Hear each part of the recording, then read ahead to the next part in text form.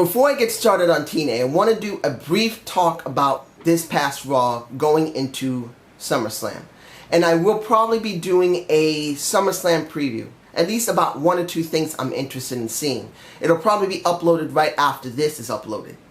Either later in the night or the next day. But I want to say this about what happened at Raw.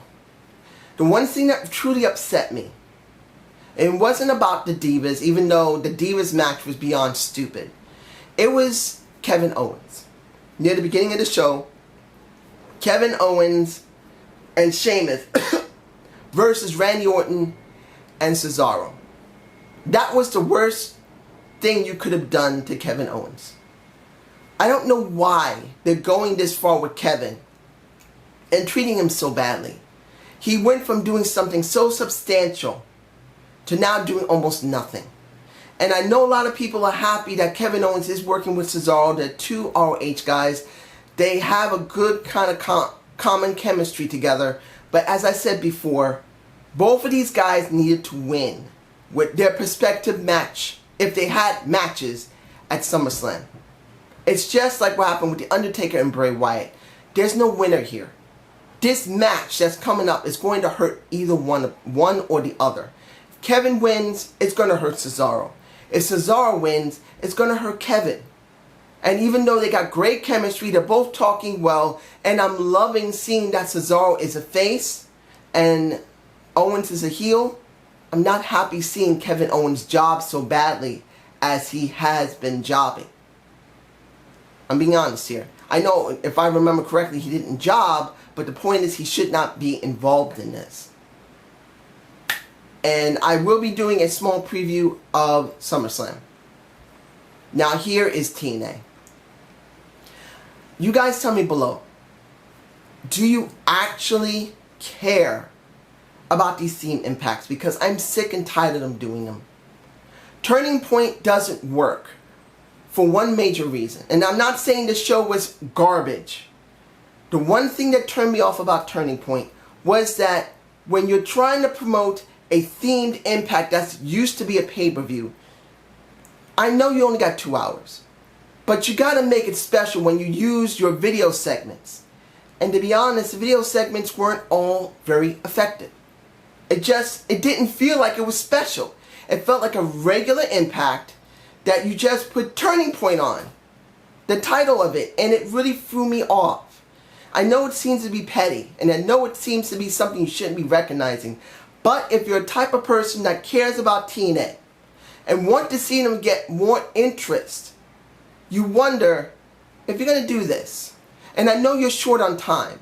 You really need to work with your editing department. You need to work with the Pope and with Josh to do something a little extra to make this themed impact special without the major matches. They gotta say how special this is. Maybe if they throw in maybe 1 5-second or 10-minute 10-second segment of previous Turning Point events to say that this is the best one ever. I know it'll probably mean, well, you do that, you're really gonna show how people are not gonna be happy because they're gonna see something better than what they're seeing here. Yes. But at least it'll mean that this is actually a themed impact from an actual pay-per-view. To me personally, I think that would help. And them talking about it instead of just talking about random stuff sometimes. It's just me. Now, let's get into the Storm and Koya segment, which would be Shira.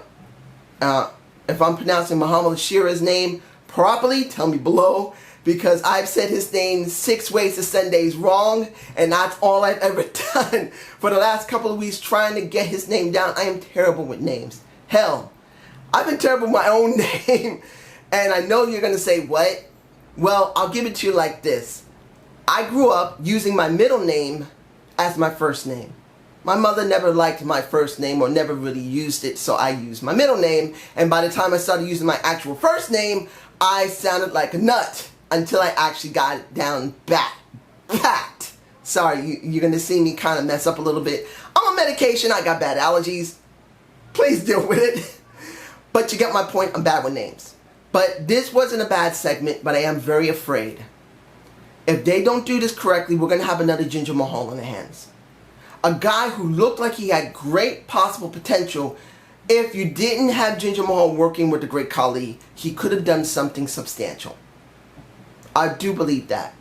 So seeing Shera here, you worry about what the hell they're going to do with him. Because the segment was pretty good. Taking away that he has a problem really relaying what he wants through his talking. And I know that isn't just because he's not a seasoned veteran. When it comes to Muhammad Shera, he is talking in another language other than the one he grew up with. So sometimes people have to translate what they want in another language to say what they want. And he's doing it by script. Now you could think, well, Shera should be able to get it done right because he's going by script. He can repeat it over and over again. You got to remember, he's not speaking in his original language. He's speaking into another language. Unless he grew up with it, he's going to have problems unless they let him work all the time. And since most of the impact is pre-recorded, I don't think he's going to get it at first unless they're really going to push him, and then he really has to work with it.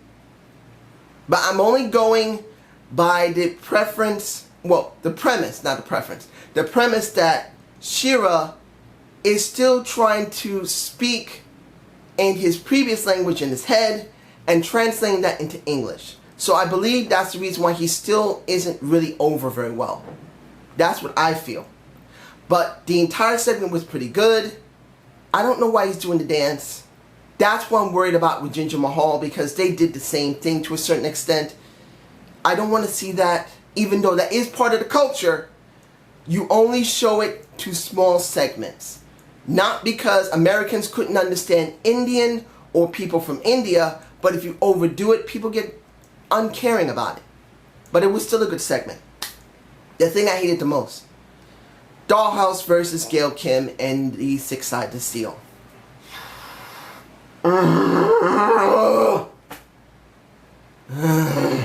Calm. I don't want to have to record this again. I hate Gail Kim at this moment. She has a nice pair of boobs. She's cute still, even at the age of near 39. But we don't need her in the main event anymore. This was stupid.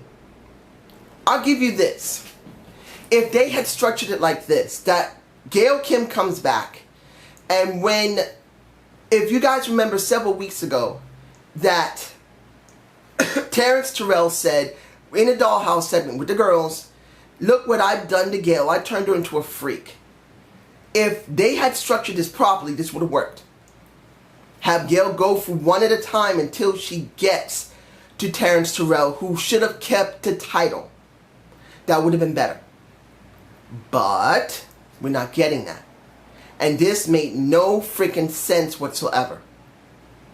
If she had lost this, it would have been better for Marty and Jade. Particularly, you guys tell me, is Jade mixed with black or Spanish in her Korean, in her heritage? Because she's half Korean, but I think she's half black or half Spanish. If she's white, I don't really care. All three of them, I don't care. She's a damn good looking woman, and she has a nice ass. I think maybe she should be wearing tights that kind of cover her butt cheeks a little bit, because Marty, who's Dominican, who's a beautiful woman in her own right, she doesn't show as much butt, but she doesn't jump around as much as Jade does. And believe me, Jade is a gorgeous woman, and I kind of, not trying to be sexual or sexist, but her butt is showing a lot, so it's kind of hard not to stare at it. I'm sorry. But it's the truth. She's a sexy woman. But taking away from that, these two beautiful women who are capable in the ring, who can hold good promo segments, who can talk, are being fucked by Gail Kim. And not in a good way. Sorry for sounding sexual, but let's be honest here. These women, there's got to be a reason why they're not being pushed, and Gail Kim is. I don't care what anyone says. History within pro wrestling, particularly for women, we know they do something sexual to get somewhere. Or they know someone with a lot of clout.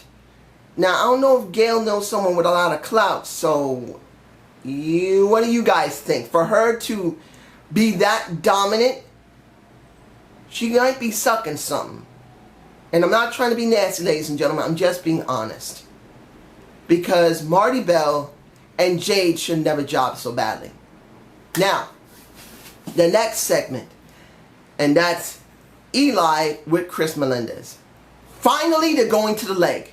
What did I say? I knew the only option for this to continue is that they have to use the leg. It is the most vulnerable spot on Chris. It is what makes him who he is. Because, let's be honest, if he didn't lose his leg by an IED, he would be a regular wrestler who came back from Iraq and then went a regular guy, not saying regular wrestler, a regular guy who tried to become a wrestler and maybe he would get somewhere, but because he lost his leg, that's the reason why he's so popular in some cases. And this is where I believe they finally decided to go to it, but it's too little too late to a certain extent. Because they should have just let Eli just keep taking the leg and then they do something more substantial with it. Them going there now is the wisest thing to do. But it doesn't mean it's the best thing storyline wise, because he already took the leg once. So what do you get? It's not something substantial enough. But I am glad they are going there, because it'll make better sense. Now, the second best match of the night for me personally. And I know you may say it's Bram and Anderson. It isn't. It's Eli Drake and Drew Galloway. He-Man, anybody? He-Man wearing a freaking thing on his chest saying Eli Drake. And you know who said it best? It was the Pope. D'Angelo De Niro said it best. He said, Eli Drake is trying to take over. He's trying to take over Eternia. Oh, this is a guy who grew up in the 80s.